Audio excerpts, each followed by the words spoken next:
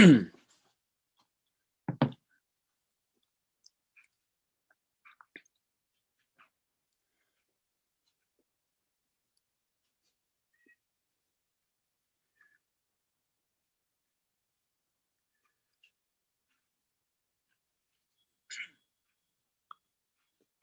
right, we are live.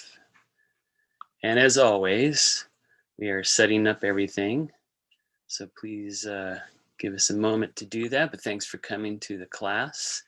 If you're watching this, you're probably at this moment watching it later, which means you can skip forward about 15 minutes.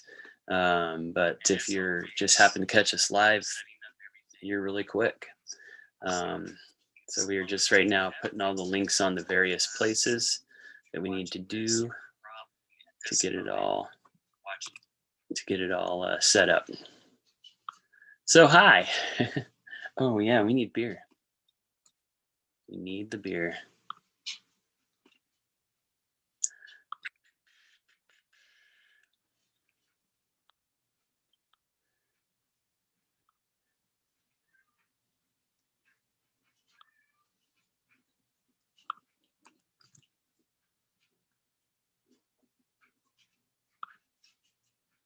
Okay, that's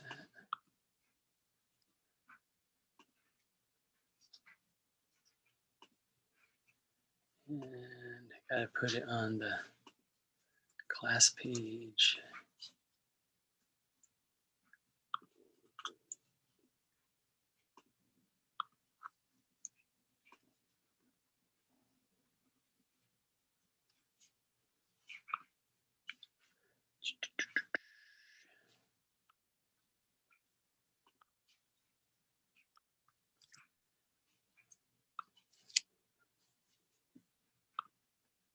All right. Our class will be starting at 5 o'clock. We are right now just posting on all the various places that we let people know where these classes are at. So that's what we're doing at this very moment. But again, fast forward if you want to just cut right to the class, or otherwise, if you just want to see my pretty face, you can just watch me clicking away.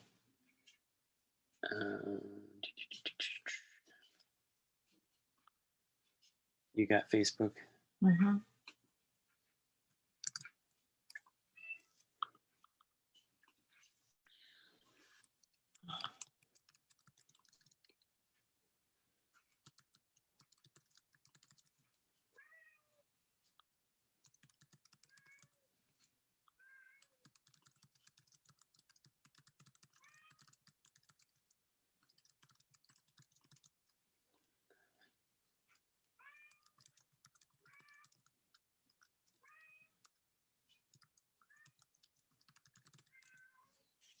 Goodness, you'd think his life is over.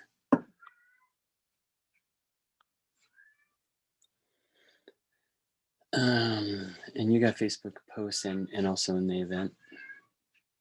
Post? Just post by Facebook. Or I guess it's if you post in the class, it does that same thing, doesn't it?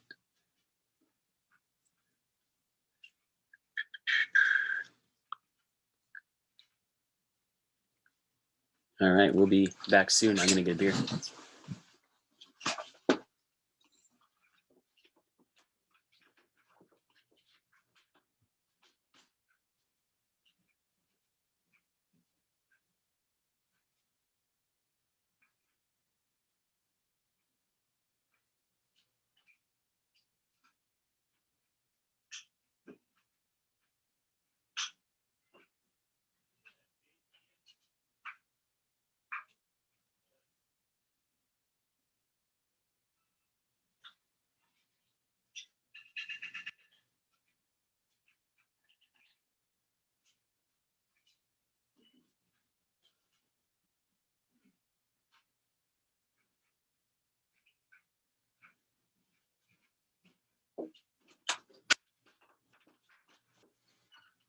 Put a can of cat food in there to shut them up.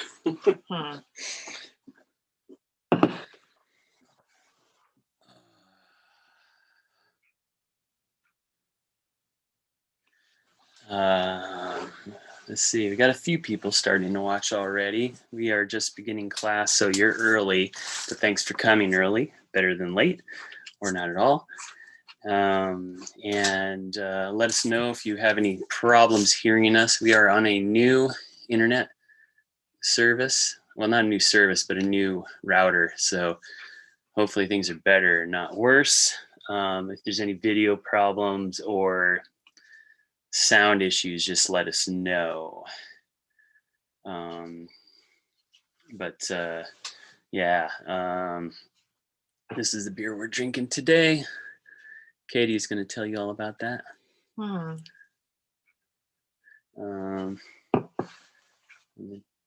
we hit 5, we got 8 minutes to class start.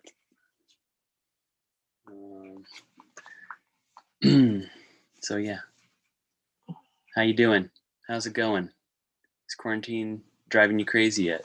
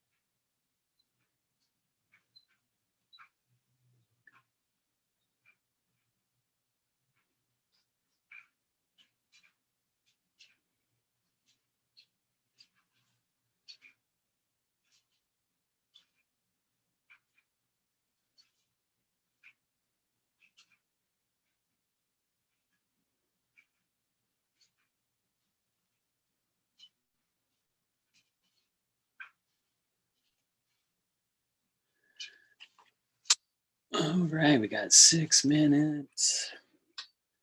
Riveting footage at this moment, I know. Watching us work and post. So weird seeing myself without a mask on. It's like, am I allowed to do that?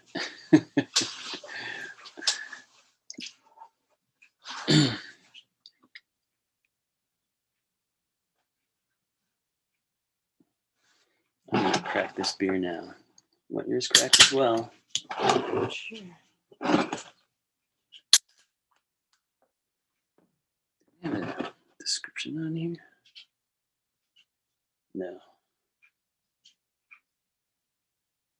Which makes sense for the oaf brand of little words.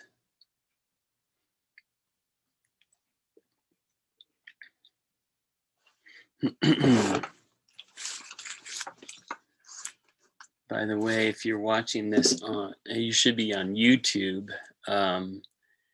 If you're on YouTube, there's usually a chat window on the side where you can, you might have to hit a button to find it, where you can, ask questions and all that jazz. So let's see here. See what it says there? Oh, no, it says it's on.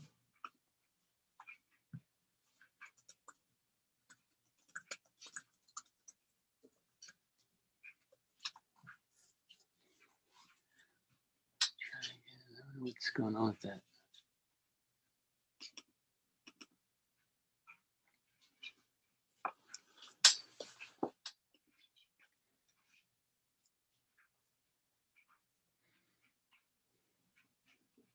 YouTube.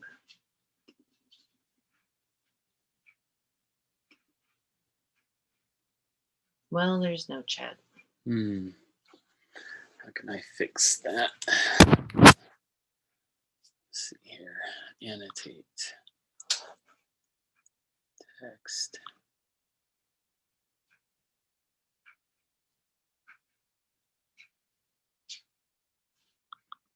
Don't know how to do that. Oh, here we go. If your chat isn't working on YouTube, text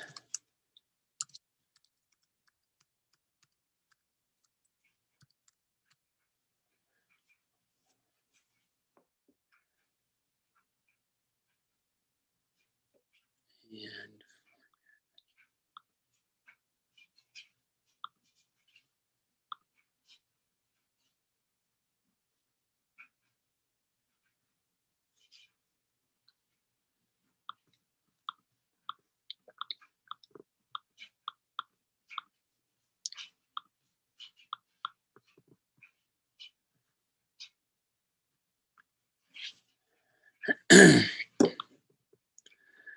time we got 2 minutes. Hello, people. Some of you have just joined in. We're just doing all the boring stuff to get this started.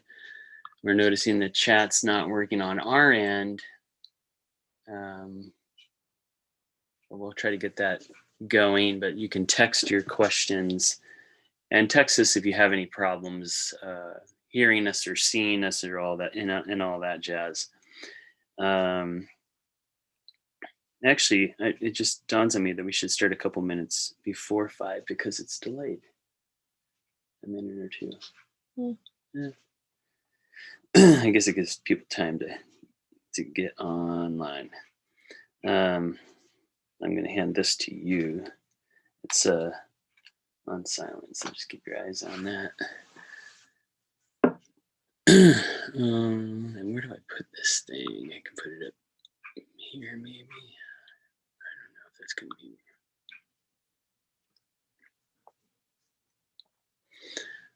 Hello. There are people jumping on. Go ahead and refresh that real quick. We're just going to get started here. This is the class on establishing plants in Arizona and some basic care. We're going to go over some ecology and some science to help you understand why we do what we do, and you know, all the basic stuff you should know for when you're trying to get a plant established. And we always come from an ecology background, so we're definitely going to do that. First, I'm going to do this really quick. Hey, so today's brought to you by Oaf Beer. It's a black IPA. Katie, tell us more about it. It's brewed by Harbottle Brewing here in Tucson.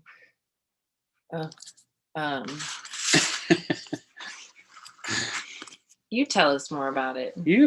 What was Oaf? What is Oaf? We know that guy on the cover. Oaf was a play written by our friend Matt Wally and produced by Scoundrel and Scamp Theater last year. No, 2 years ago, probably. Was that 2 years ago? Yeah. Wow, time flies. Yeah. And there was no dialogue. It was all acted out. Silent. Well, it's not silent, but it was. There was no verb. There's no words. Audience interactive. That's right. And Matt likes to say that he creates theater specifically not for mature audiences, which is kind of great. It's like our style. Anyway, that's Matt Wally. He works at Tap and Bottle. You probably know him. That's him playing the Oaf. He loves black IPAs. Harbottle is a local brewery. So that's what we're drinking today. Let's have a cheers. Cheers to to local stuff and to Oaf and to Matt Wally. Oh yeah, that's good. Yeah. Wow, that's like chocolate. So let's get class started. I'm going to get back to getting this all set up here. Thanks for joining us. We are basically covering the subject of getting plants established. And it's not the same as basic plant care, although we'll touch a little bit upon that as well. But getting plants established, you can't just like stuff a plant in the ground, and even a native plant, you can't just stuff it in the ground and expect it to grow. You have to, you have to do something to make it grow. So if you're having problems with the search, did you refresh that? Yeah. You did? Yeah. So we're having problems on our end seeing the chat. So if you guys have any questions, our phone number, it's our regular business phone number, 520-909-3619. Just Google it if you can't remember that. It's our phone number. It's textable, and you can text us questions. And you can ask questions along the way. If we feel it's not quite pertinent to the subject at hand, we'll wait till the end to answer the question. But all questions are encouraged. And if you feel like donating to help us pay for these classes, because it does take us time and energy to put them together, just head to our website and click on online classes, and I'll show where you can donate some money to support this. But this class today is basically, it's not just for beginners. It is beginning information, but we're gonna, even someone who's been at it a while is gonna learn something from this, I would imagine. The basic objectives of this class are going to be learning about the basic biology that goes behind establishing plants and basic plant care. We're going to learn some basic techniques for meeting the needs of healthy plants and soil. And we're going to learn how to get plants established from the container to the ground and container to larger containers. Because growing in containers is a little bit different than growing in the ground. And this isn't a container plant class, but we will touch upon that. But really what we want you to know is how to get to plant going if you're trying to get a new plant established. We'll talk about some books at the end of the class too, but this is a really good book for the biology side of what we're always talking about. It was definitely like, it was very life-changing for me to read this book, because I realized this was the one missing element from horticulture that I always felt was the cause of a lot of failure in horticulture. Basically, leaving behind ecology and not thinking of the microbes that feed our plants, and just thinking of plant and fertilizer, and just like thinking outside of ecology. We lose a lot, and plants fail. So you can learn a lot about soil microbes and how it all works with this book. It's pretty well written and easy to understand. We'll talk about some local landscape books as well at the end of the class. So we're going to go over some basic biology, soil biology. And first of all, there's a lot of information out there about ecology and soil biology, and even getting plants established, but a lot of it is not exactly geared towards our climate. And some of it, when they do try to gear it towards our climate, they're prejudiced by their training, which was done in a mesic or wet climate. And we're a dry climate. So we'll talk about that a little bit, but the soil's different, the biology is different, but there's some similarities, and there's some basic themes that we can learn from, where we can use what has been taught to us around the country and around the world, but apply it to our climate. We live in a dry climate. We also live in a climate that's adjacent to the tropics too, and that influences a lot of what we do. Now, this is the real basic thing that that we're going to cover in the beginning of this class, and that's how to fix soil. You can never really fix it, okay? But we can approximate, and we can do things to bring it closer to what it was before, or at least make the soil alive again. When people talk about native plants don't need a lot of help when they get planted, because they're going into native soil. What people often forget is we aren't really dealing with native soil. We're dealing with destroyed soil. It's eroded, it's compacted, it's bulldozed, and we'll talk about some of the details of that. What we really like to use as a guideline for what we do is basic ecology. Because that is what's going to make a healthy landscape. And our prejudice is always to serve wildlife. We believe that our backyards are one of the last important places where we can help preserve all of us, like regular people, can help preserve wildlife in their own backyard. It's kind of daunting to look at the whole world and see what's going on with climate change and what's going on with the world and the loss of habitat. But we have our own backyards, and they're important. They're very important, and you can make an actual difference in your backyard. Native bees that only take up, an area that's only a few blocks wide. Your backyard is an important place in that bee's world. So it's true also for migrant animals that are moving through our properties. To go from one mountain range to another, or to go from here to the tropics, or from the tropics back to here. So your yard's very important. And that's what we're always, that's always the lens that we're looking through. So we're going to talk a little bit about succession, because succession really influences what we do. If you've had a basic biology class or ecology class, you might have come across this before: ecological succession. What is ecological succession? It's a process by which the planet or biology goes from a massive disturbance and clean slate where there's no biology, and then it evolves into what we consider a climax community. A climax community is sort of you can think of it as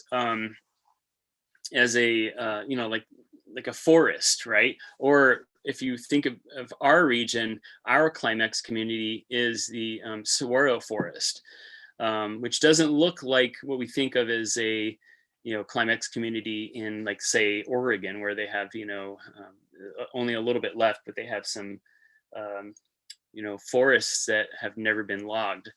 And if you look at the spectrum from bare rock to climax community, there's something that happens throughout that time period. And what is it? In the beginning, you have like lichens, and lichens start breaking down minerals in the rocks, and they make certain nutrients available. And then at some time after that, you'll start to see little annual plants showing up, and a lot of annuals that can fix their own nitrogen, like legumes or epilobium, the fireweed. We've seen lupin and epilobium emerge after St. Helens, like, just completely wiped that clean slate on Mount St. Helens. It just got rid of all the biology in the soil, and there's nothing, right? And they thought for a long time nothing would ever grow there, and but lo and behold, lupin and fireweed or epilobium came through, and it was kind of amazing. They didn't think it would happen that fast. It still takes a long time, though, for soil to develop. So annuals growing and dying and growing and dying starts to influence the soil as you move along in succession. And this takes like hundreds or thousands of years. What happens is the carbon starts to build in the soil. Carbon stored in the soil. And so when you look at the microbes in the beginning of a succession, it's highly bacterial and not very diverse. If you follow it all the way through succession to a climax community, if you look in a saguaro forest, our saguaro forests, even though the soil is not as deep as Oregon, it is biologically diverse and it's full of fungus. And why is there fungus now in the climax community where it wasn't there before? Because there's more carbon in the soil, because more and more plants grew and the plants got woodier and woodier, and the woody plants provide the carbon for mushrooms to grow on and other fungus. And so if you look at the soil in a climax community, it's extremely diverse and it's no longer just bacterial dominated, it's now got a lot of fungus as well. And then there's also, of course, many other microbes too, nematodes, microarthropods, and many other little critters, protozoans that are influencing the soil. And all those things end up feeding your plants. So that's what we're trying to replace. Now you can't really replace it. Here's by the way, an old growth forest. And that's what we usually think of when we think of climax community, but this is our climax community, the saguaro forest, right? Don't think of the desert as what you see along I-10 as you're going up towards Phoenix. All that's destroyed land. We destroyed it a long time ago from farming. So just remember that that's the case there. But also the desert does have some very disturbed soils, even naturally. Because it is a dry climate and there's a lot of erosion because water moves really fast. So we have a lot of pioneer plants like this plant. And these plants have a very important impact on succession too, because they gather organic garbage. Leaves and debris collect under plants like this, and that enriches the soil. At least if we're not around raking everything up, right? You'll learn after a while not to rake leaves. Also, these plants, of course, end up being important nurse plants for cacti and trees and other plants. The other thing that's influencing our soil is not just plants growing and dying, but the animals and insects. So in this case, we have ants, and ants are collecting plant debris and they're bringing it down below the ground. And in this case, in this species, these ants are actually farming fungus under the ground, which is pretty cool. So they're contributing to the biodiversity of our microfauna and flora in the ground. So these are all things we want to encourage. I know ants can sometimes be a pain in the butt. They strip our plants, but you should know that most plants, especially established plants, especially larger plants, like even if you just planted let's say they love to denude desert willows. Desert willow can come back from feeding after feeding, whether it's moths or ants stripping them down. They'll just grow new leaves as long as you keep the plant watered. And so, ants aren't going to kill a large plant or a shrub or a tree or even small perennials. A lot of perennials have evolved with these ants, and they know how to grow back from those feedings. But I know it's kind of a pain in the butt. Ants can be a pain sometimes, but let's just remember that they are really important to the ecology. We live in an area that's not just desert, right? We do live in the Sonoran Desert, most of us anyway. Some of you might be in the desert grasslands just adjacent to us if you're down in Patagonia or Nogales, or Green Valley is even getting into the desert grasslands. But we live in we live in a place where there's like lots of mountains and there's canyons and there's a lot of diversity, and not far from us is the tropics. So the tropical deciduous forests of the Sierra Madre, thorn scrub in Sonora as you get closer to the coast, which is basically like tropical desert. So all this influences our flora and it influences the plants that grow here.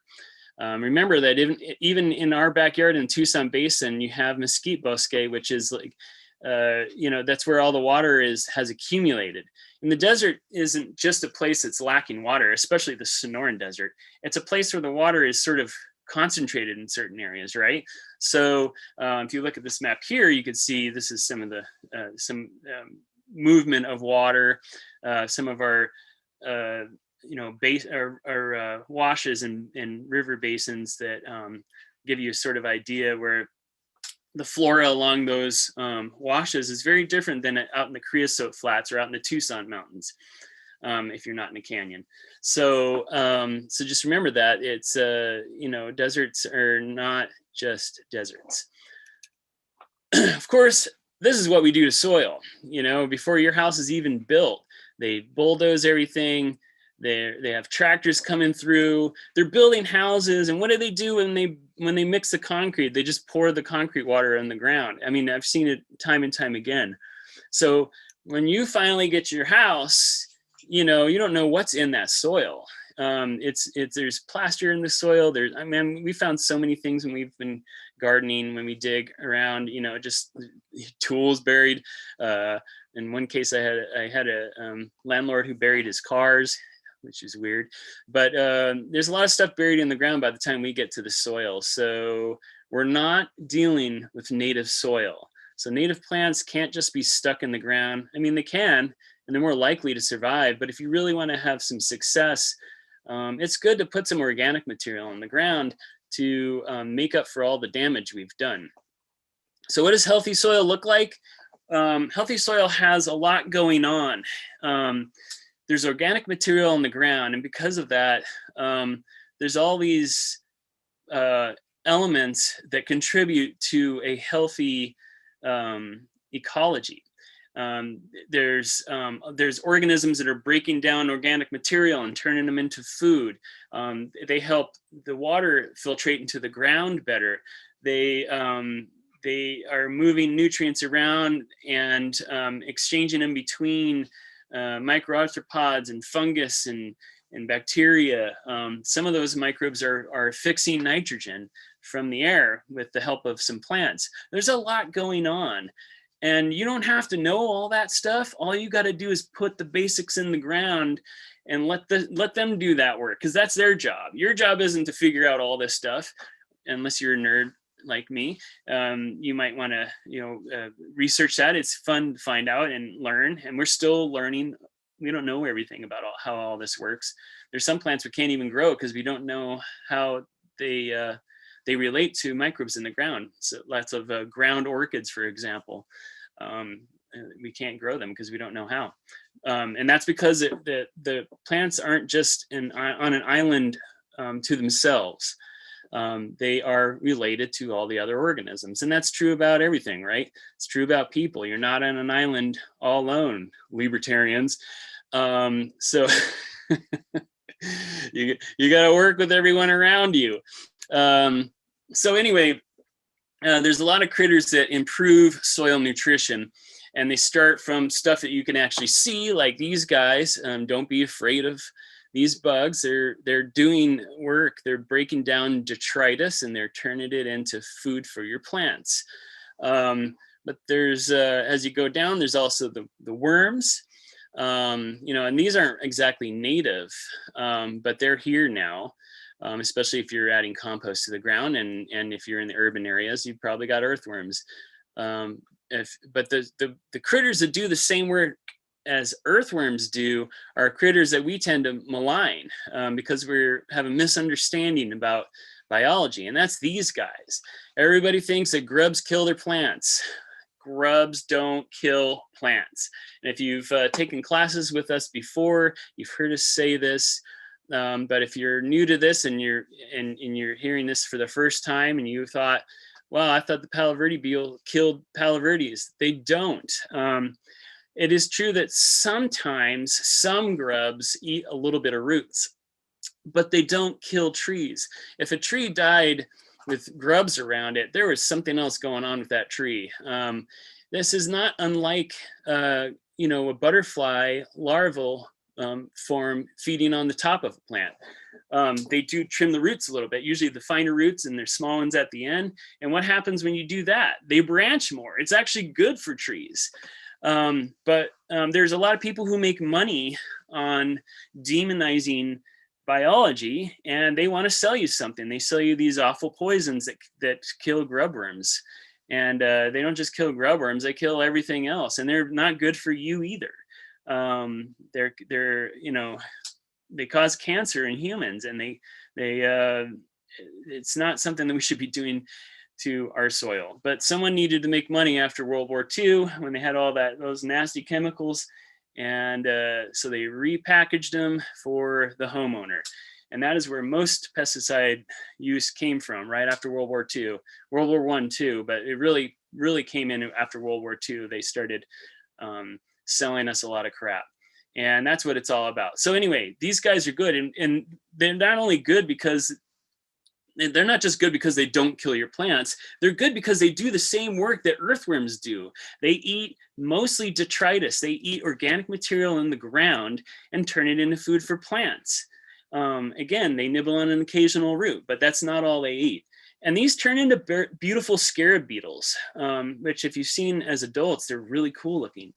There's a lot of beetles. They're mostly beetles. There's other bugs, I guess, that have grub forms too, and I don't know enough about entomology to know all their forms, but most of them are beetles, and they're cool. They aerate the soil. They do all the same work that earthworms do. So you get that, right? Let's move on. There's lots of little microarthropods that live in the ground. They're like miniature insects.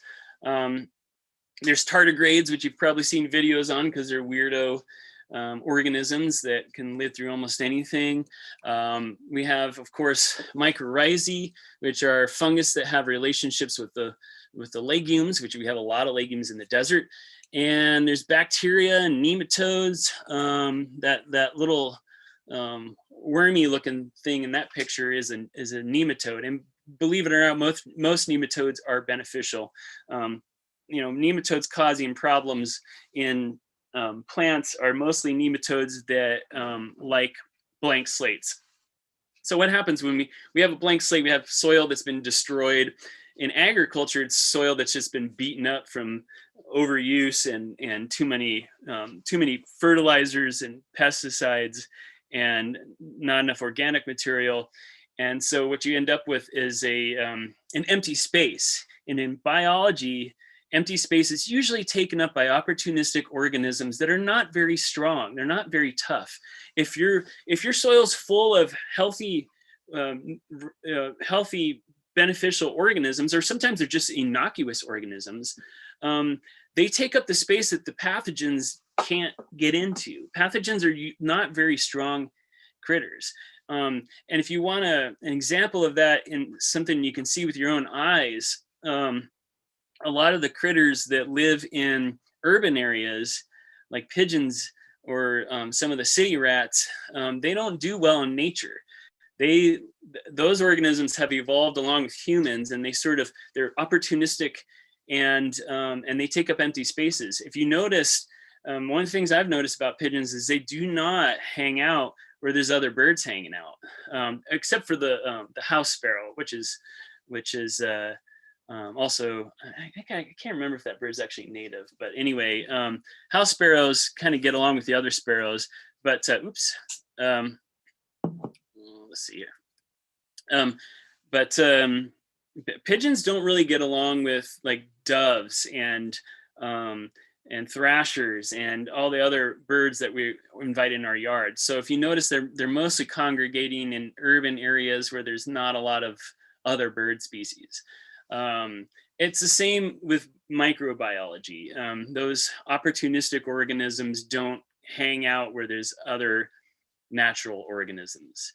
So anyway, moving on. And there's humus. Humus is another element that is it's the substance that's created when everything's been decomposed down to it's not the smallest particle, but it's been decomposed till it can't be decomposed anymore. And what you have left over is like a soil polymer. It has a lot more in common, oddly enough, with plastic than it does with a lot of other things. It's not a living organism, but it's organic. And humic substances provide channels that expand the reach of plant roots. They help transfer nutrients to plants and moisture to plants. They help aerate the soil. They do a lot. They even lock up humic substances, can even lock up some pretty toxic things. So that's another element of healthy soil that is created through long years of succession. It is also why we compost, but we're going to get into that too. So side by side here, we got three illustrations that kind of show what's happening. Natural, and then on the far left there is what's happening in nature, and that's organic materials falling on the ground. It's getting into the ground. Microorganisms break down the organic material and create not only humus but food for plants. And so this is the stuff we've been talking about the whole time. Earthworms are breaking stuff down. Microbes are breaking stuff down, transferring stuff to plants. This is how it happens in nature. There's no one fertilizing plants in nature, right?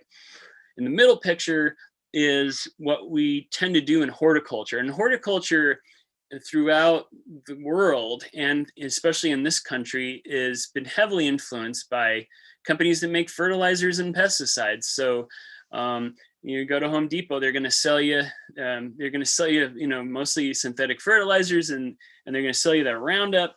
But anyway, the fertilizers go directly to a plant. They're synthetic or they're mined, but they're nutrients for plants that are in a higher concentration that is not found in nature.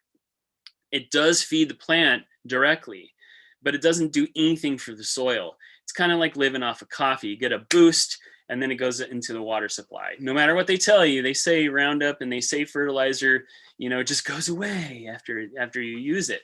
Like it's gone, but it doesn't. It builds up in our soil profile, and if there's waterways, it'll get into our water supply.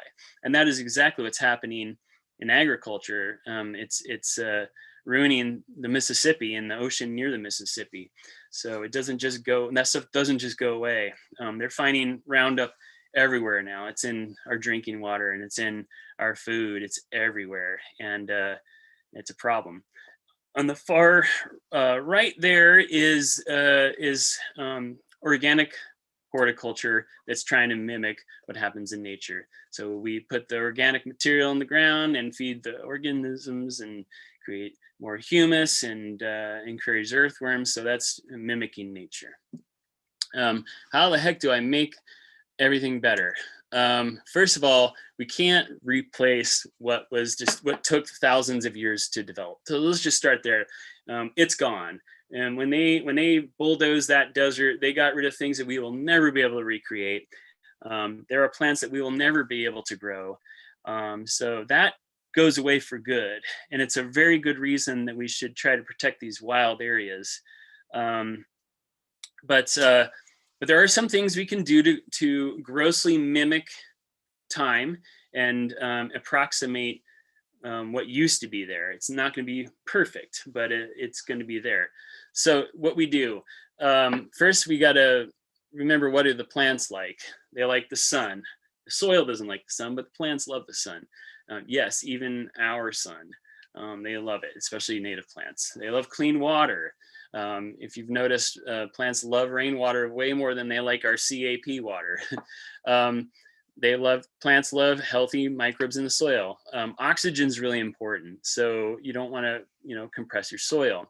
Organic material in the soil, which helps feed the microbes. Temperature moderation, which happens from mulch, and they like, in general, biological diversity. So one of the systems that's very popular in Tucson, thanks to Brad Lancaster, is planting in this way, thinking about rainwater. Rainwater is always going to be better than irrigation, because rainwater is clean and it's got a different pH. And the plants react to it immediately. You've probably noticed this when you've been watering a plant in the summer and it's just not doing anything. And then the monsoon comes and you get that first real rain and the plants just green up. And it's amazing to witness that, because you're like, well, I've been watering this plant the whole time. How come it's now green enough? Well, it's because that water's better. But what you want to do is you really want to plant your landscape such that the water goes to the plants and not to your house. Slope everything in such a way that water goes to where you want to put plants. That's the first thing you should do with your landscape. And there's whole books on this subject. You should get Brad Lancaster's books. We sell them at our nursery. Um, but let's getting so once you do plant a plant, this is a basic guideline here, and this I actually want to spend a little bit of time on this, because some of the biggest mistakes are so simple, but a lot of people don't know. By the way, we do the opposite that the rest of the country does. Most of the country, they build plants on mounds, and that's because they got a lot more moisture, and they have more of a problem with plants drowning than they do with plants not getting enough water. But we live in a desert. We live in a very dry climate. So we do the opposite. We build in basins. But one of the things that I really want to press is, and this is the most common mistake with getting plants planted, is that people plant plants too deep. When you plant it, when you pull a shrub or a tree or a perennial out of the container and you put it in the ground, and you can see the side there, the backfill is, it's good if you add some organic material in there. But when you plant that plant, that root ball that was in the container should still be showing when you've planted the plant. It should be level with the ground. And you can have your berms up on the side, and you can have some mulch that goes over the top, but don't bury the base of the tree. It smothers the tree. It can help rot the base of the plant. And it's the most common reason people fail when they plant plants, and they don't even know what happened. They're just like, I planted this thing and it just didn't do anything. And then it just kind of slowly deteriorated. It got, leaves got brown, and that's usually what happened, is that people planted a plant too deep. And sometimes they're just trying to do the right thing. Some people will bury the mulch all around the base of the plant, and it's just too much and it's too thick, and it just smothers the plant. So mulch is good, but not at the base of the plant. Keep that, the base of the plant, whether it's a tree or shrub or whatever it is, keep it exposed. Do not bury it. The only time you can do it is there's a few exceptions, and one of the exceptions is nightshades, tomatoes, peppers, eggplants, tomatillos. You can actually bury those deeper, and that's because they can make roots out of their stems, and they'll reroot. And there are a few other plants that do that, but don't assume that plants can do that, because most plants can't, and most plants will die if you bury them deeper. So I'm really emphasizing this because it's one of the most common reasons people fail. So don't bury the plant any deeper. On the sides, you can if you use compost, and I think it's a good idea to use compost. Concentrate it mostly on the sides of the root ball. So dig the hole wider. You don't have to dig 20 feet down. I do, because I want to know what's down there. I want to get rid of the caliche. You don't have to, though. It's a lot of work. But do dig wider. And then when you backfill, add some organic material in the ground. Don't add too much, because organic material does go away, and what happens is that the plant can sink a little bit. But that's if you use full all compost. And there's actually I'm not going to name a nursery, but there's a nursery that uses all compost in their soil mix, and their root balls shrink down to nothing. And so they have trees that'll sink, and people have had this issue with trees sinking. That's what's happening, is that their soil is all compost, and there's nothing nothing left behind for the plants to hold up the base of the plant. So try to get your plants from a nursery that doesn't use all compost. Some nurseries do that because the plants obviously like rich soil like that, and they look really good in the container, but you don't want all compost in your potting soil. That goes for if you're planting a plant in a container. It'll shrink. Just remember that. That's where organic material goes. It ends up in the plant. But anyway, you do want some in the ground and put some in the soil. You can also feed with organic foods, organic plant foods. And you can put a layer of mulch. A layer of mulch is really good around the where the roots will be growing into the ground. And it keeps the sun off of the plant, off of the ground, and keeps the sun from beating the soil up, and also slows evaporation down from the soil as well. So mulch is a good thing too. Just don't bury your tree. Don't bury your plant. Some people will actually plant a root ball a little bit higher than the ground, and then have that mulch come all around it, and that's okay too. I think that's not a bad idea, as long as you're really good in the beginning of watering, because remember that root ball is where all the roots are in the beginning. The other thing you're going to keep in mind is when you plant even a creosote bush, all the roots are in where the container was, right? They're just all right there. And some people have asked me, well, how come a tiny little creosote bush seedling in nature, how come that can live on rainfall, but my 5-gallon creosote bush needs a little more water to get established? Like, why is that? When a seed hits the ground, first of all, when they germinate, plants usually recruit on the wettest years, like we had 2 years ago, the super bloom years. Even saguaros, most plants recruit on those wet years. Okay, so there's that going on first. But also, when a seed hits the ground and starts to grow, the roots go out far and sometimes deep, but mostly they go lateral.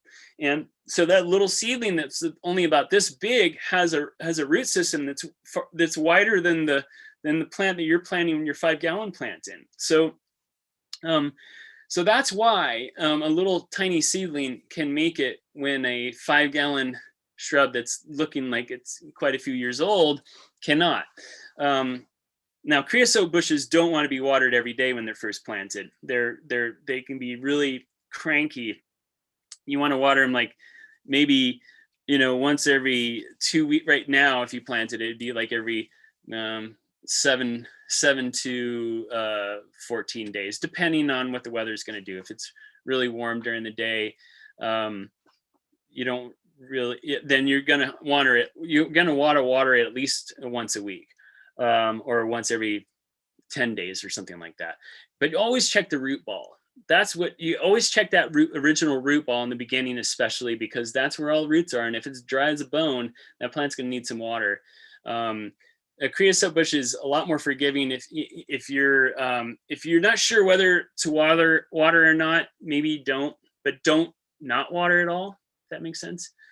Most other plants, including most desert native plants, are going to want a lot more water in the beginning. And that's most of the plants you're planting, whether it's a salvia or brittle bush or a Texas Ranger or a mesquite tree. In the beginning, you're going to water it a lot more because the root ball is all right there.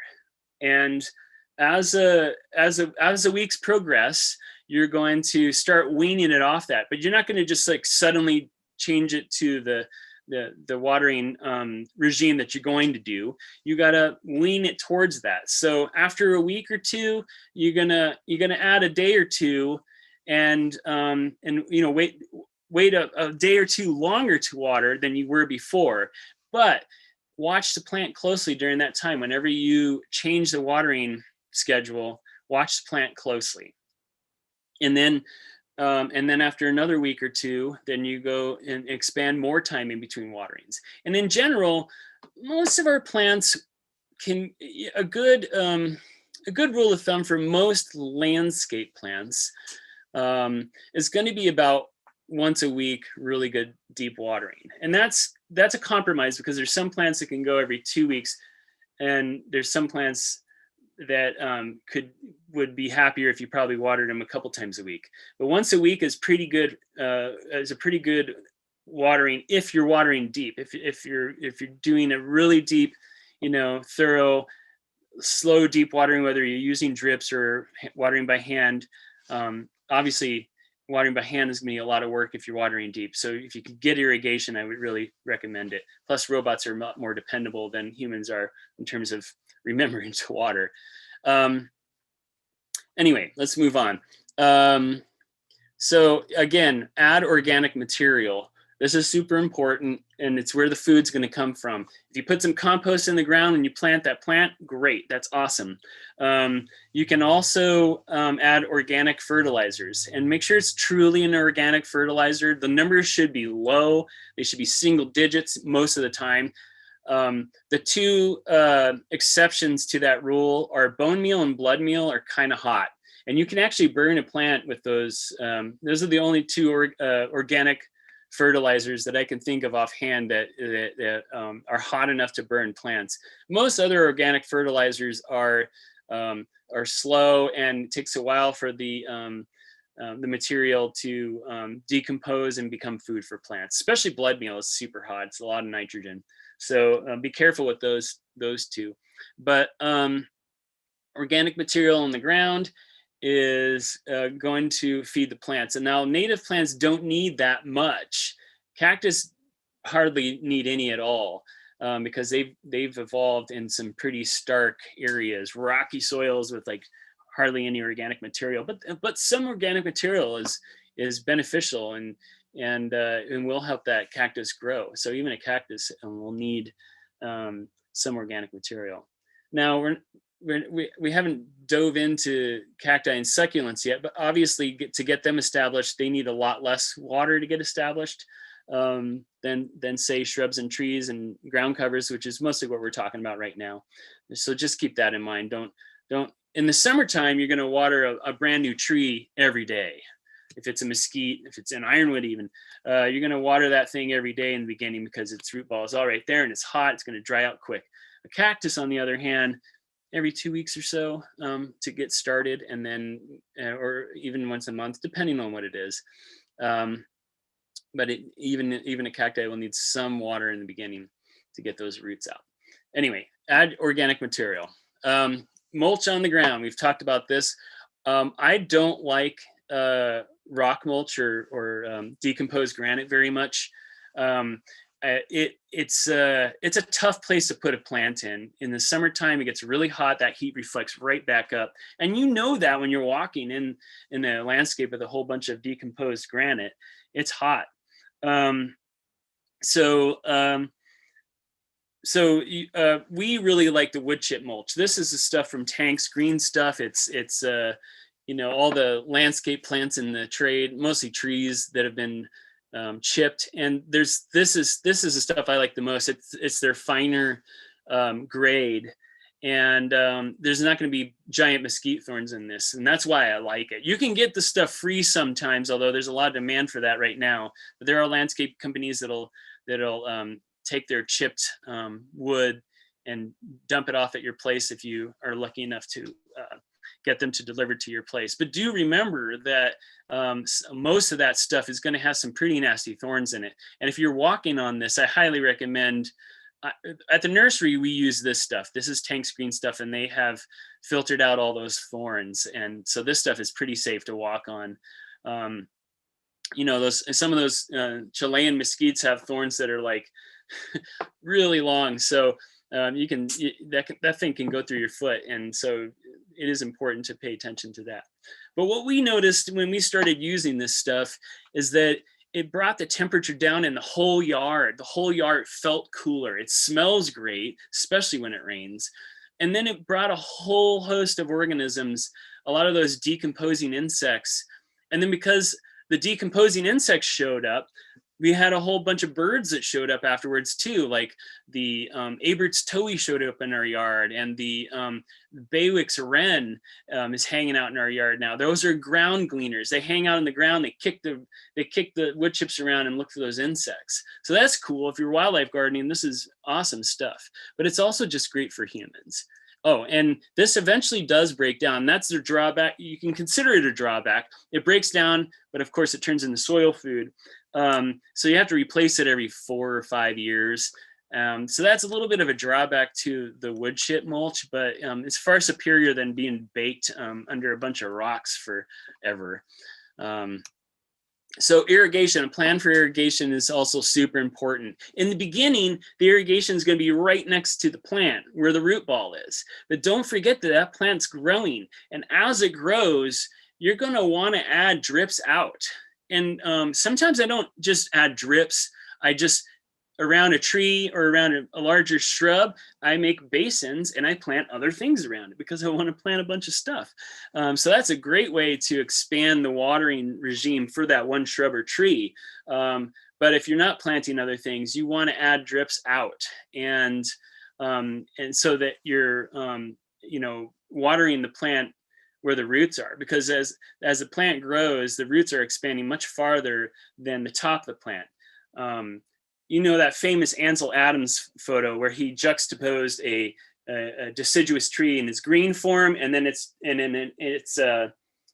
dormant form, and made that look like the roots. And a lot of people think of plant roots as looking like that, like they mirror the top of the plant. They don't mirror the top of the plant at all, and especially in the desert, the plant roots expand out far beyond the drip line. Your neighbor is watering some of your older trees, so just know that and think about that when you're watering.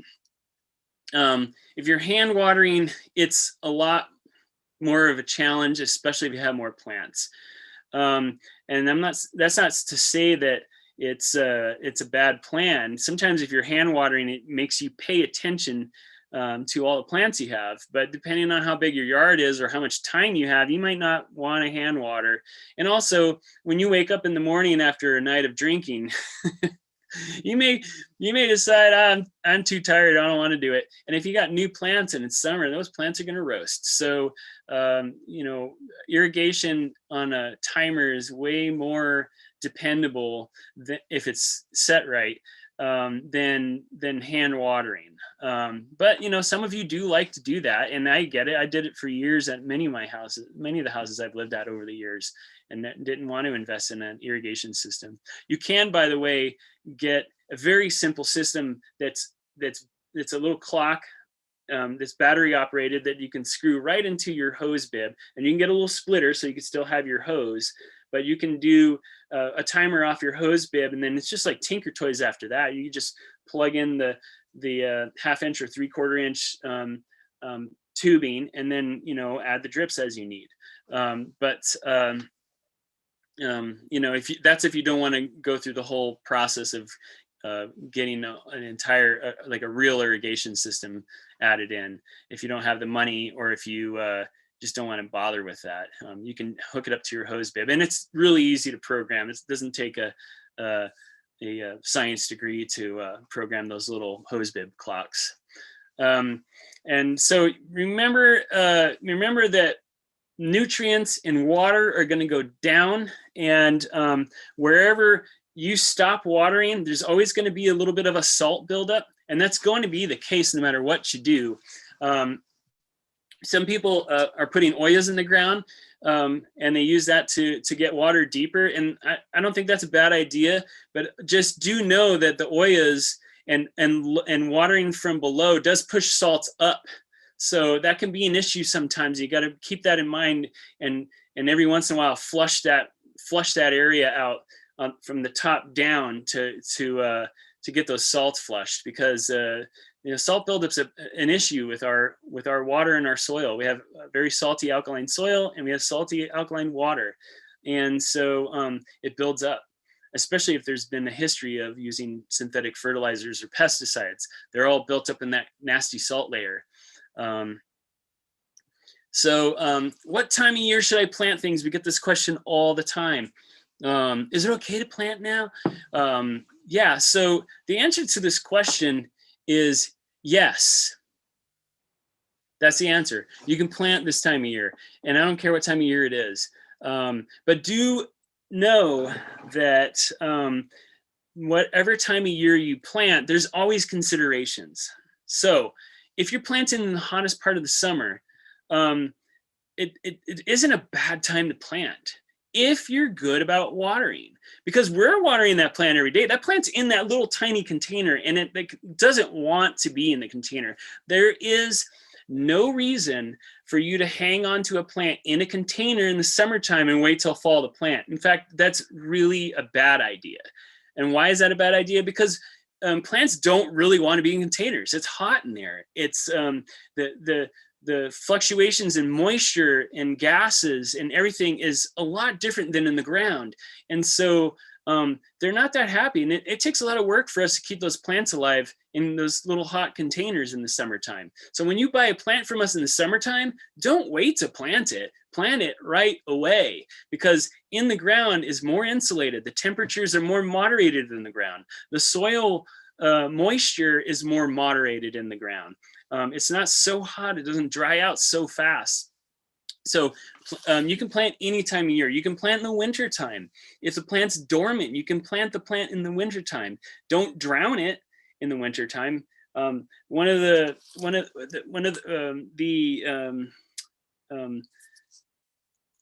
the biggest failures that people have, especially with more succulent or low water using plants, is when they're completely dormant and they're just sitting in water. That's usually that's going to spell a rot. So if you do plant in the winter time and a plant's not growing or doing anything, you don't have to keep it that wet. And at least until you're getting closer to spring. And even before the buds break, the roots do start growing. They do want some moisture. And even when they're dormant, they do want some moisture, except some cacti. But cacti are a different subject. Cacti and succulents, if they're dormant, and they won't tell you they're dormant because a lot of them don't drop leaves or anything. But a lot of these little cacti, if they're dormant in the wintertime, they don't want any water. But that's cacti. We're mostly talking about trees, shrubs, ground covers, vines, etc. They do want some moisture in the wintertime when they're growing. The thing you do have to worry about in the wintertime is freezing. And so if your plant is somewhat frost tender, then you want to cover it. So that's the consideration during that time of year. And then if you have an evergreen plant that's also somewhere on the frost tender side of things, and you planted it in fall, just be very careful not to encourage too much new growth. And that's going to be if you're excessively feeding in the fall. And even if you're feeding organic fertilizers, that's actually not going to cause a lot of new growth right away, because organic fertilizers have to break down in the soil first and then feed the plant. It's if you're using synthetic fertilizers, they can inspire that new growth, and then the winter comes, and then you're going to have more of a problem, because new growth is more susceptible to freezing than older growth.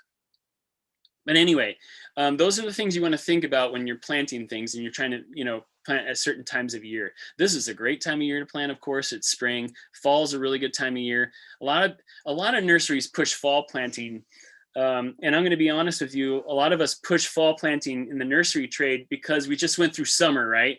And summer's rough for business. And even you get into September and it's still slow. It isn't until the snowbirds come back in October and November that business really picks up. And that's why nurseries are like, fall is the best time of year to plant.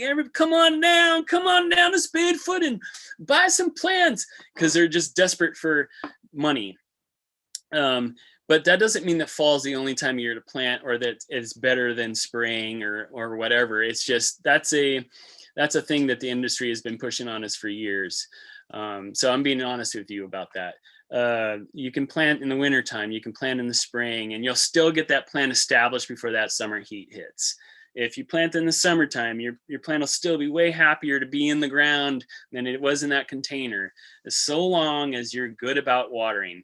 The thing about summer is if you forget to water, the plant's way less forgiving, and will toast a lot more than it will in the fall or spring or winter time. So that's about seasonal planting there. And then how do we keep these plants happy? We've already talked about all this, really. Having some layer of mulch on the ground, hopefully wood chips.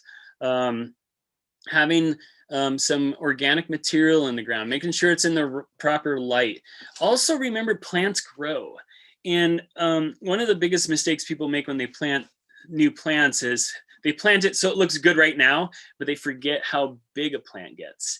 And so when the they'll put it all nice and neat. And you see this with herbs a lot because people will get a little pot like this big, and then they put oregano, sage, thyme, and then one plant will fill that whole pot out. But all these plants are growing into each other. And there's a famous plant, or was a famous plant. I used to work at Miraval, and I'd drive up Oracle, and there's this house I'd see every day. It had 2 phoenix palms planted on each side of the doorway.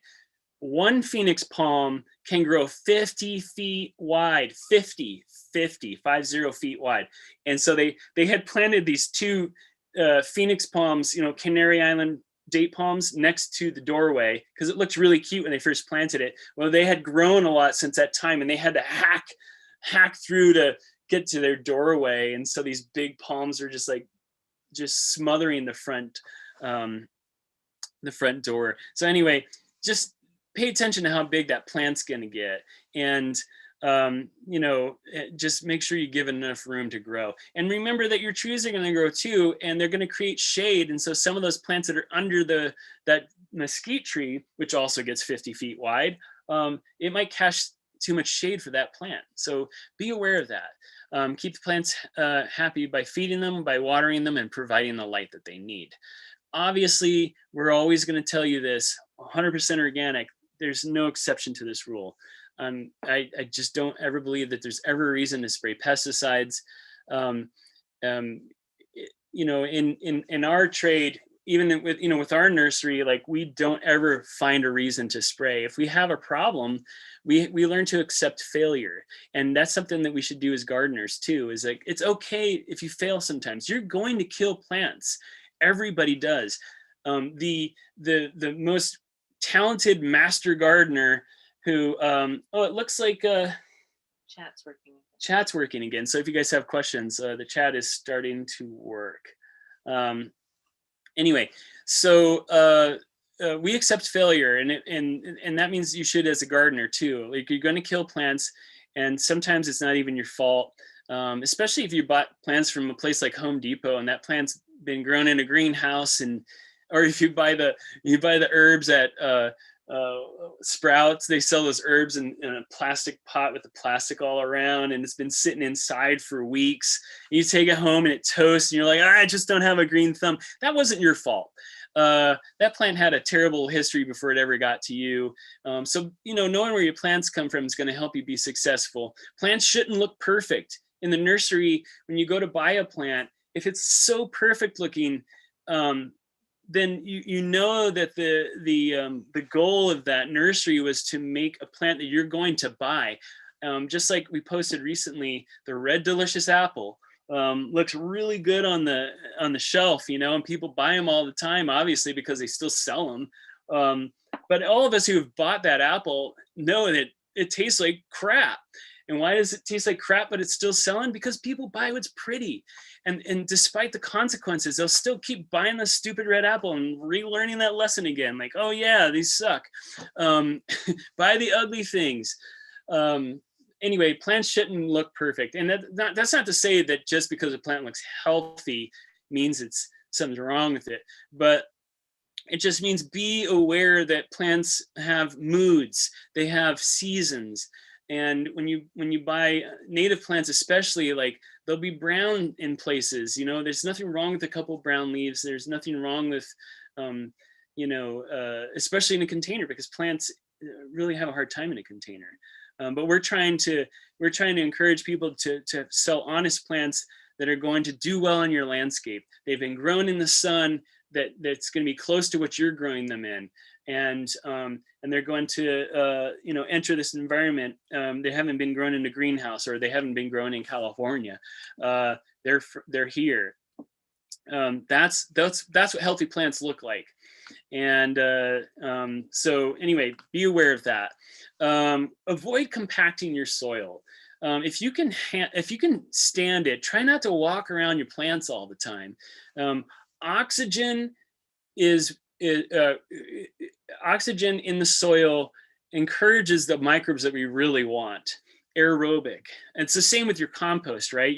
When you're making a compost pile, you're trying to keep it aerated, because most of our beneficial organisms are aerobic organisms, and that's true for the ground too. And so if you're driving all over your soil, or you're walking all over the place, uh, it's okay if you have some parts of your yard you don't have to trample. Try to limit where you walk in your yard, and that doesn't mean you have to make life not fun for your kids or whatever. But all I'm saying is try to avoid compacting soil and do things that help aerate the soil.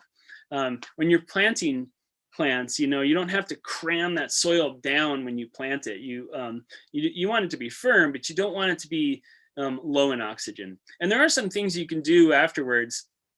Gypsum's really great to add to soil. It makes little particles attract together, which pulls them. It pulls them together in chunks and creates little oxygen pockets that are also acidified somewhat, and that creates little pockets where nutrients can be available to your plants and where microbes can be really happy. So gypsum is one of those things that you can use to help aerate your soil. It's something different than mechanically breaking it up. But just be aware that compact soil is not good for plants. Another thing I want to talk about is micronutrients, and I think this is an important thing to think about and to understand about organisms. If you were to look at, I got that picture of that nematode and bacteria there. There's some humic substance. That brown is humic substance, but that's mostly bacteria in the nematode. If you look at that picture, what is you notice that there's fluid between this inside the cells, right? And that's intercellular fluid. What is intercellular fluid most like in the world? And that's I'm not just talking about microbes. I'm talking about every organism on the planet. Your interstitial fluid, your blood plasma, it's all the same fluid. And what is it most like? This is what it's most like. And why is that? Because we evolved out of the ocean. All life came from the ocean, and we're basically all organisms that are living on land are like a little aquarium. We're just like giant aquariums trying to exist in this harsh environment, at least relative to being in the ocean. And so that's where a lot of these nutrients originated from.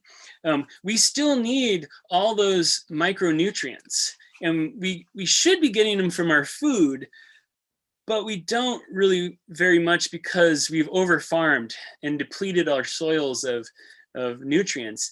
And this is why organic farming is so important, because the aim of organic farming is to bring back that nutrition into the soil. And there's two methods. Of course, there's the method of compost and adding organic material, and then there's also adding products that bring that all those nutrients that are from the ocean back to the land. So this is kelp meal, and that's one way you can get a lot of those micronutrients. But also there's things like azomite, which is just basically ocean floor that's been mined from areas that are no longer ocean floor. But anyway, just always think like you're going back to the ocean to get nutrition. And especially if your soil has been depleted of it. I really like kelp meal because it just has a lot of benefits. And azomite can be in soil that's really alkaline, it can be not as beneficial as it should be. I do like it in my vegetable garden, which is a lot different. The soil is a lot different in there than it is in my landscape plants. So kelp is going to be much better for the landscape. And really great for your garden too. So it's better to just get kelp. But azomite isn't terrible stuff. It's just if the soil is alkaline, then it might not let go of a lot of those nutrients. Oh, there's poop. Poop is great. It's better. So you can't just put fresh poop in soil. It's best if it's put into a compost pile first, and then and use that as a inoculant for a lot of microbes. But if manure has been sitting out in the sun and gone through its heat process, then you can add it into the soil, and it does add a lot of biology into the soil and a lot of organic material as well, especially nitrogen. Some poops are richer than other poops. Some poops are better than others. But compost, of course, if you get into the habit of composting and adding that to your soil, that's always a good thing. Your compost will always be better than any commercial compost, because even if you don't do it that well, it's still going to be better than commercial compost, because commercial compost, like all commercial things, is made to be shelf steady. It's made to be shelf stable. And that's a different effort and end result than if you're composting at home. You don't care if it's going to be shelf stable. In fact, you don't want it to be shelf stable. You want it to enrich your plants. This isn't a composting class, but I just want to emphasize that, you know, compost is a really good thing to get started in your regime, if you can, if you got the space and time. Container plants are a whole different story, and they're not. Organics in containers are a little more of a challenge because because containers are hotter. I always tell people the bigger the container, the better. It's going to be a lot easier to maintain some organic um, biology in the soil in a container if it's a larger container. In our nursery, it's a lot of work. And you know, it's a challenge, and that's why there's not a lot of organic nurseries, and not any actually in Arizona that I know of.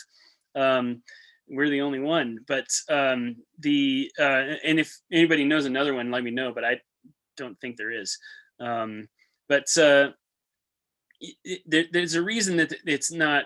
There's two reasons that there's not a lot of organic nurseries. One, most nurseries are horticulture oriented. They're not ecologists, and so they've had all their training. If they've had college, they've gone through an ag school, and ag school, of course, emphasizes you know, synthetic fertilizing and pesticides. If they come from if they didn't go to ag school, they just learned at the nursery. Well, the nursery is also dominated by agriculture and by the companies that produce all those chemicals. So there, a lot of people are just going to tell you, oh, you can't grow organically in a container. Well, it's just not true. We do it, and it's just a lot more work. And so you're going to feed a lot more often in a container because nutrients get pushed out. And also you have to revive the organisms in the soil a lot more often. Obviously you water more often because it dries out quicker than the ground. Yeah, and also, you know, plants outgrow their containers too. There's that. And so container growing is a challenge. It's not impossible, and you can grow some really cool plants in containers. If you're growing xerophytes like cacti and succulents and caudiciforms, those plants do well in containers because in nature they grow in limited soil space. They grow in rocky, nasty desert soils that are not like our Sonoran Desert, but they grow in like cliff areas, or they grow in just super rocky areas where there's just not a lot of root space. And you've seen it before, right? You've seen a saguaro growing out of a crack in a cliff. Succulents and cacti and caudiciforms have evolved to exist in those situations. So if you really want to get into container growing, I highly recommend getting into cacti and succulents and caudiciforms. Caudiciforms, by the way, are plants that look like bonsai plants, but they're fat plants, but they're not quite succulent, and they're not cacti, they're not succulent like we think of succulent. They usually have like big fat trunks. They're fat plants. Go to our website and look up caudiciform. If you go under the plant info page and then go under native plants and then scroll down, you'll see a whole section on caudiciforms.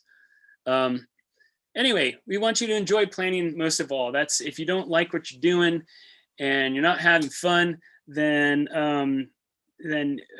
you know, you should enjoy yourself. And if you need a beer to do it, then you should take a beer. If you need no clothes while you're gardening, hey, do it. You know, screw the neighbors. I'm going to open it up to questions now. I know we've gone through some subjects really fast. Let us know. You can either text at 520-909-3619 if you're having problems with the chat thing, or and that's our phone number, by the way. Just if you can't remember what I just said, just Google Spadefoot and look up the phone number and just text that number. It's textable. Do we have questions there? There were some before. Oh, you answered them directly on the desert well. Okay, cool. Yeah, and I always have to take some time after I ask, "Do you have any questions?"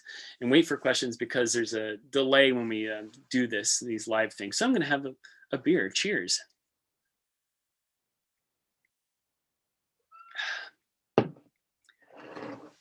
Did we answer all your questions about planting plants? Um, is there something that doesn't make quite sense to you? Um, yeah, just let us know if you have any questions. Oh, let's go over some books, by the way, and let's take my ugly mug off the thing there. Oh my goodness, I'm sorry I did that to you.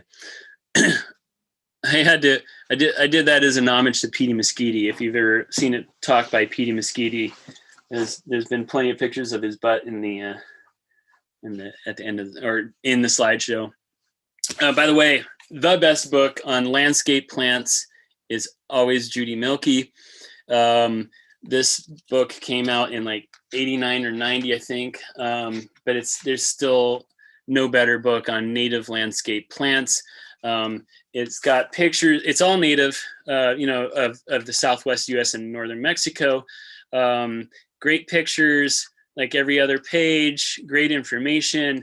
There's weird plants in here as well as common native plants. So that's what's lovely about this book. There's still plants in here that are not in the trade, which is kind of amazing.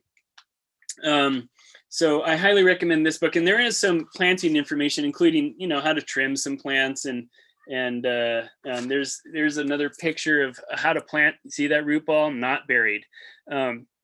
So they go through some of that beginner stuff, but this is still the best book on native plant landscaping. I like these month by month books. There's several versions of them. This is Mary Irish's version, and I really like it because Mary Irish is a very talented woman. And this just goes through the time of year, month by month, and tells you things that you should be worried about or thinking about. Not worried, but things you should be thinking about. Now, this is not native focus. They talk about petunias and roses as well as native plants, and they talk about veggies and grasses and fruit trees and all that stuff. So these kind of books are great, and there's several, like I said, there's several versions of these, but look for the local ones, Arizona books. This is sort of an old classic, Plants for Dry Climates, and it has some native plants and also a bunch of non-native plants too. But you might have trees and shrubs in your yard that you don't want to pull out, and they're not exactly native. So this is a classic. And then Warren Jones, who wrote this with Mary Rose Duffield, also wrote another book later, which is really pretty great, Landscape Plants for Dry Regions. And Warren Jones is like, he's one of the guys that planted all those cool weirdo plants on campus. Now he has a thing for non-natives. He loves those Australian plants, so there's a lot of Australian and African plants in here. But he also put some really cool Sonoran plants in here too that no one else has, which is pretty cool. Fortumeria watsonii I saw in here, which is this weird plant from Sonora. They call it lollipop tree, because it kind of looks like a lollipop. Fortumeria watsonii. How cool is that's in there? Those show up in Sonora just as you get past the border, drive. When you get into the like tropical thorn scrub, it shows up. So anyway, cool plants in this book.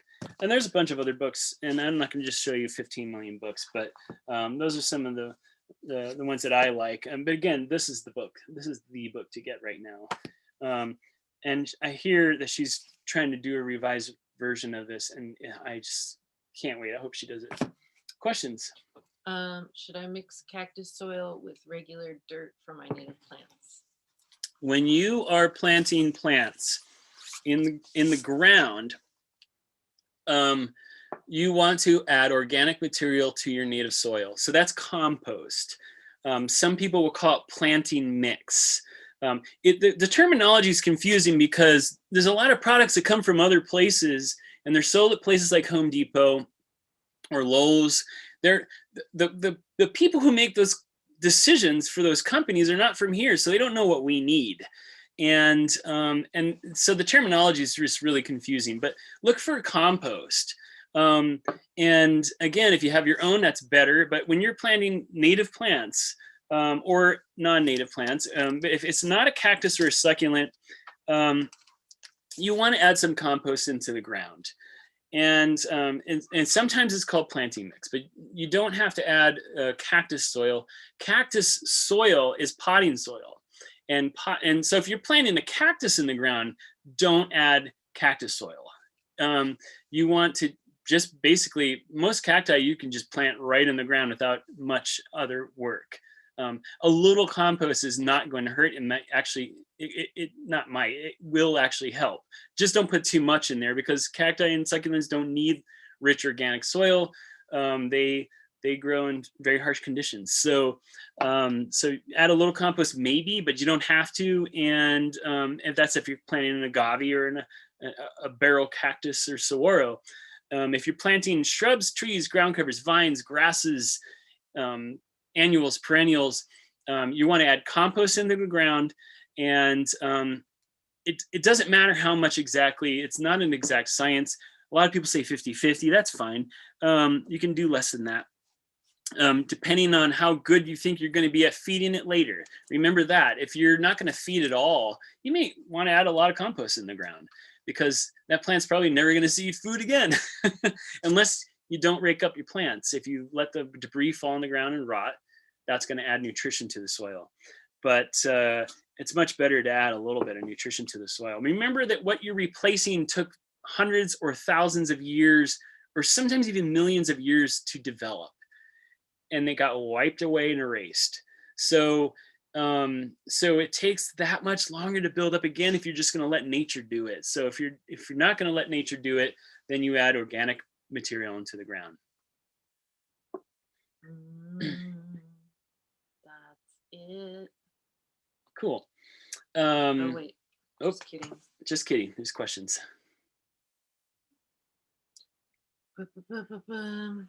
Do bare root ocotillo need special care or soil? Okay, bare root ocotillos. Let's just talk about ocotillos first of all. Ocotillos are not succulents, really. And in fact, they really like water, especially when they're growing. They're actually pretty fast growing if you water them. I don't encourage people to buy bare root ocotillos for a couple of reasons. It's a very rough thing to do to a plant, to chop up all its roots like that, especially in our climate. It's been the lazy cowboy way of selling ocotillos. It's because they don't want to go through the process of growing them properly. And a lot of the time, I don't care what they say. I don't care what a lot of these people are telling you. A lot of them have been poached. And some people come up with incredible excuses as to why what they did was not poaching.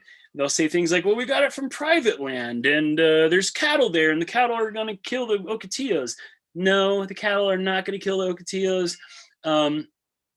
They're just profiting off of digging up ocotillos. So first of all, bare root ocotillos are a large sign that they've been poached and dug out of the desert. And most of them don't make it. Honestly, about if I'm being nice, about a third of them make it. And it's just like taking cuttings, right? There's risk.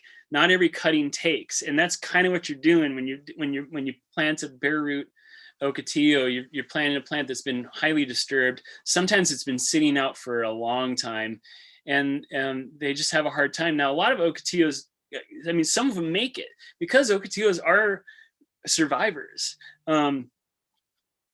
So when you plant an ocotillo that's bare root, and again, I don't recommend it, but if you already bought one, this is what you should do.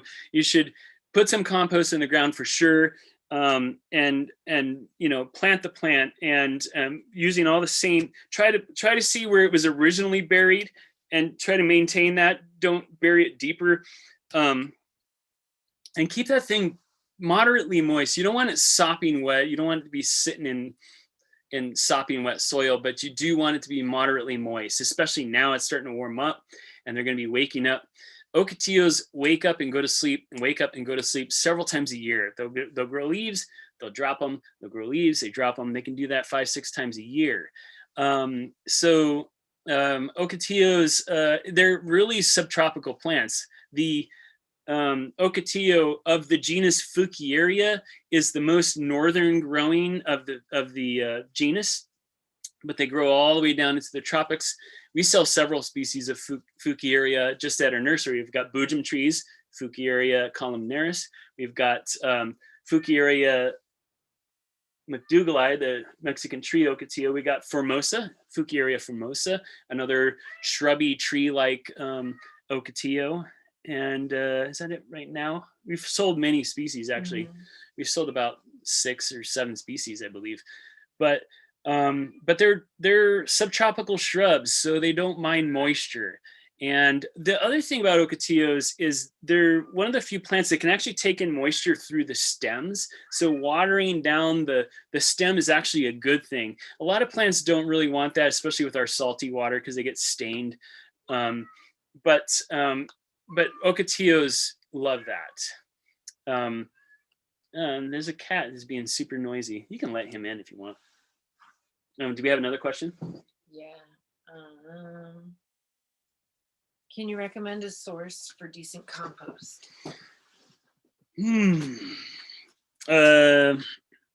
Your backyard. The best place to get compost is always going to be your house. But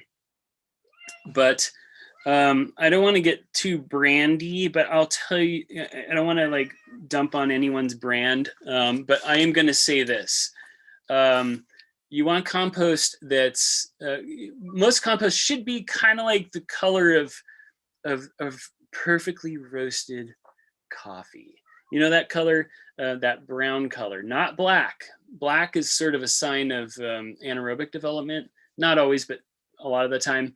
You want like that chocolate brown, bitter chocolate color. That's the color that compost should be. It should be also, and this is not something you might know unless you test it, but it should be not super alkaline, because our soil is already alkaline, and there are some products out there that are super alkaline, and if you do get stuff like that, you're going to have to do something to battle that alkalinity. So yeah, I'll say this: we're going to actually have bagged compost to sell soon. We didn't want to get into plastic bags, and that's why we haven't sold it that way yet. We don't like single-use plastics, so we're working on a newly packaged product with some friends of ours, and they'll be in paper bags, like the chicken food bags that are sewn up at the top, but they're paper. That's what we're going to be selling our compost in, and that stuff will have compost that's based off of fir tree sawmills, and so it's somewhat acidic, and we've added some chicken manure to it, I believe. So we'll have that available and soon. There's the trademark for the brand is being worked on, and the packaging and all that, but soon enough we'll have our own brand, and that's something we can get behind and say, hey, we know this is great stuff, and also it's not in plastic. Do you have a seed company that you would recommend to buy corn seeds from, besides, because Native Seed searches out of stuff? Yeah, several companies are pretty good. We actually have, if you go on our if you go under plant info on our website, and then go under domestic edible crops, and then read through, you'll see a link to seed companies we recommend. But offhand, Territorial Seed Company is pretty good. Baker's Creek's good. You really want seed companies that are a little more on the south end of things, because we're in the south, right? So there's not going to be as many in the southwest, but Territorial is in New Mexico, so they're great.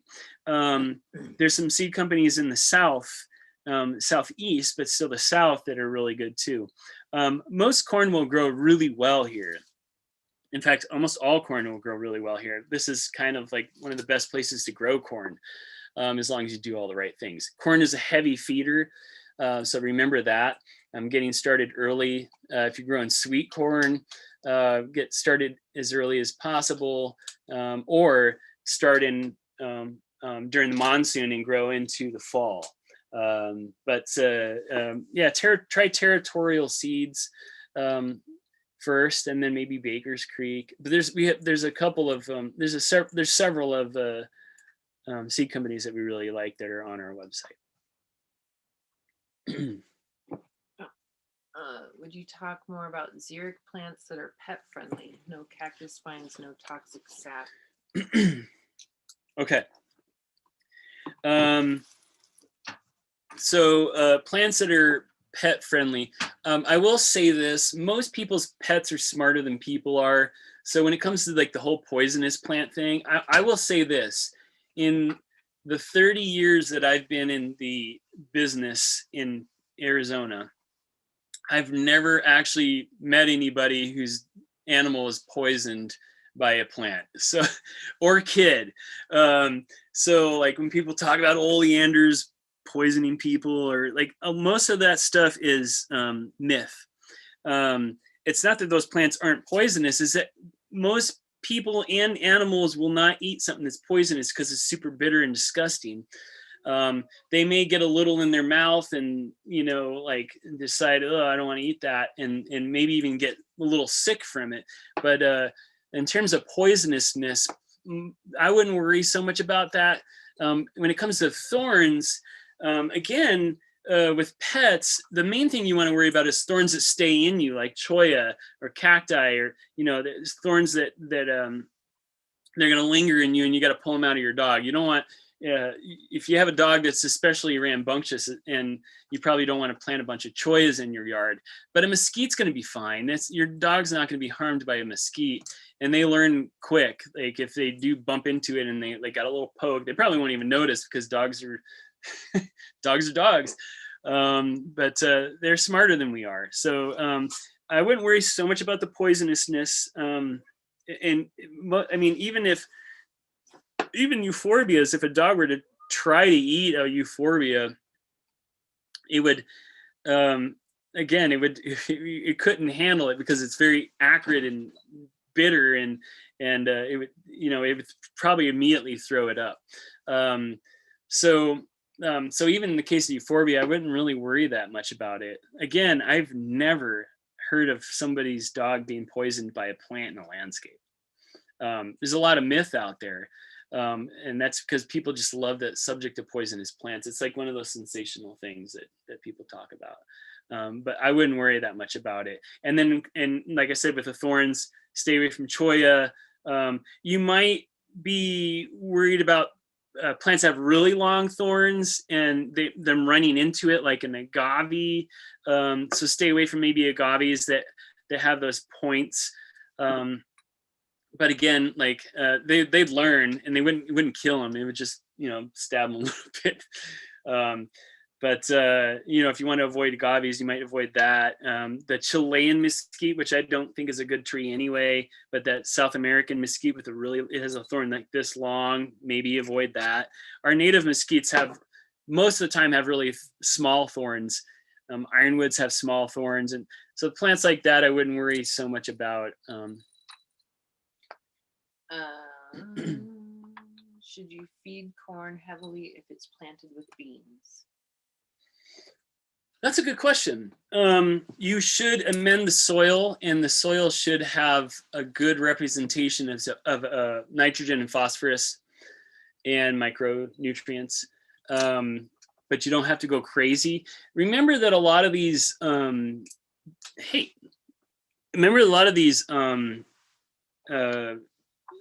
suggestions that we have about crops fall under the assumption that we're going to use synthetic fertilizers. So if you're using organic fertilizers, that's not going to create a lot of problems if you have plants that don't want it that rich. So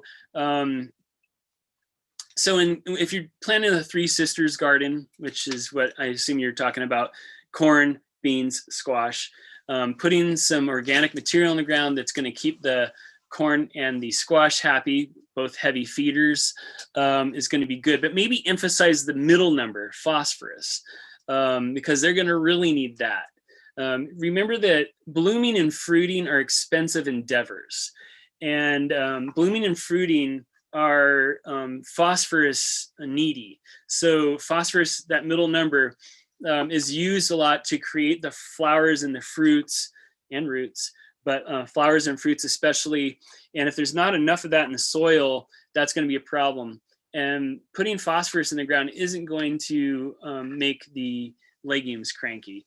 So maybe for your Three Sisters garden, encourage the phosphorus over the nitrogen, but don't lose sleep if you added some nitrogen into the ground. As long as it's not synthetic where it's like this blast of nitrogen, you don't want that. But if you're using truly organic foods, you should be fine. I think that's it. Is that it? Is that really it? Yeah. Am I frozen? I'm not frozen. I like to do this thing in Zoom meetings where I just like, but I'm not really frozen. I do that when we're both in the same, what do we use for your parents? FaceTime. We use FaceTime and we're talking together and she's talking in the same screen, but I'm frozen. It's funny to me. Katie's got this look on her face like, it's not that funny.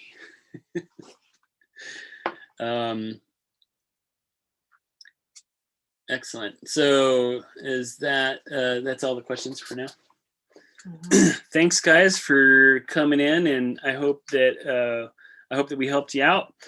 And if you have any other questions, you can always contact us via whatever method, Facebook, Instagram, email, text, whatever, even Google, even the Google app. We'll answer all those things. Recommend a shrub for partial shade. How big? How big do you want that shrub? Immediately, the first thing I thought of for some reason was Ruellia peninsularis, or the Baja Ruellia. Kind of a purplish blue flower, silvery stems. It will still bloom in the shade, but definitely will bloom in the partial shade. And it only gets about 3 feet tall usually, maybe 4, but yeah, maybe 4, but usually 3. And easily pruned down to 3. You usually see them in landscapes over pruned. They ball them up, and 3 by 4. So yeah, the Baja Ruellia peninsularis is a good one. Many of the dahlias, although some of them get bigger, but a lot of the dahlias are about that size, and they're really good larval food plants for several butterflies, as well as for adult butterflies. They're great nectar plants, but they need to be pruned back once in a while, because some of them do get 6 or even 8 feet tall. But most of the dahlias are great. What do you think? Buddleia? Oh yeah, Buddleia would be great. It can get bigger than that. It can get up 5 feet or even 6 feet, but most of the time you see them at 3 or 4 feet tall. Buddleia is the woolly butterfly bush, the native one, or native-ish. It's not the butterfly bush that's with the big purple, like that one, but the one with the little orange balls that look like like if a lantana had a ball. It's a great butterfly plant. It's super drought tolerant. It can take full sun to part sun. That's a great plant. And you already have a ton of. You already have a ton of Ruellia or what? What else? What are 3 to 4 foot shrubs? Honestly, I'd have to look at our catalog to kind of spawn my memory, but if you look, on our online store, there's a whole shrub section too, and you can you can pan through that, and almost all they should all have some kind of description on there in terms of how big they get and all that. What shrubs do javelina leave alone? Javelina can destroy anything. Okay, so remember that javelina are not actually always eating the plants. A lot of the time, they are going after the grubs or the insects in the ground, and they find a moist area because you just planted something and you're keeping it moist as you should. They find that super interesting, and they dig it up and they cast the plants aside. And so when it comes to wildlife in general, there's very few plants that are animal proof. The one plant that I feel pretty okay saying that most animals leave them alone is jojoba, because it has so much tannic acid in the so many tannins in the stems and leaves that it's pretty inedible for almost anything. So jojoba is great. But remember that a javelina can take its big ass and just bulldoze over anything that's new. So like it's not a question of what plant will a javelina not eat, it's what plant will a javelina not trample. And really you got to protect the plant somehow by excluding the javelina. That's really my only answer. I wish I had a better answer than that, but I'm just going to be honest with you. There are no such thing as a javelina-proof plant, really, and except one that's established and grown and it's too big for it to bulldoze, or a plant that's like out of its reach. There's no magic wand for that. And when it comes to rabbits or squirrels too, like or pack rats even, like they all eat stuff. And especially this year, this year is going to be rougher than any other year when it comes to those larger mammals coming into our yards and eating our plants or trampling them, because they're desperate. Because out in the desert, there's been no rain. It's the driest year we've had on record. We had a terrible monsoon followed up by La Nina, which means not a lot of winter precipitation. I really hope we get some rain this summer. But the end result of all that is that there's not a lot for those animals to eat. And so our landscapes are very attractive to them because there's all these lush plants that we're taking care of. So you might even try, and one thing I don't tell people to feed animals, but you might try like taking some seed of wildflowers or like, we have a re-veg mix. It's really great. And you have this part of your yard, maybe, or landscape that you don't use, that the javelina are going to be hanging around, and add some irrigation out there and some seed and let just whatever grows come up. And that could be like what the rabbits eat and what the javelina can dig around and look for worms or whatever they're doing out there. And it's going to be some water to do that, but it might be a distraction to keep them away from the stuff you're trying to grow closer to your house. That's the best I got. Yes, Buddleia is a gorgeous plant. It's quite a beautiful plant. Anything else? Is that it? All right, I think we're done for the day. What is the next class on? Katie's going to look that up.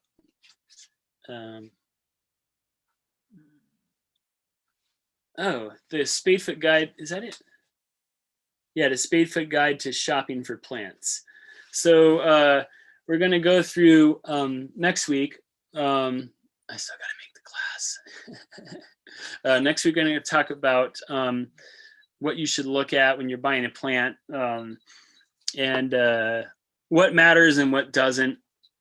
How much roots should be in a pot, or like what does the plant look like. We're going to go through the things you should look at, because we know a lot of these things. It's probably frustrating to know that a plant that looks really good in a container might not exactly be the right thing to plant.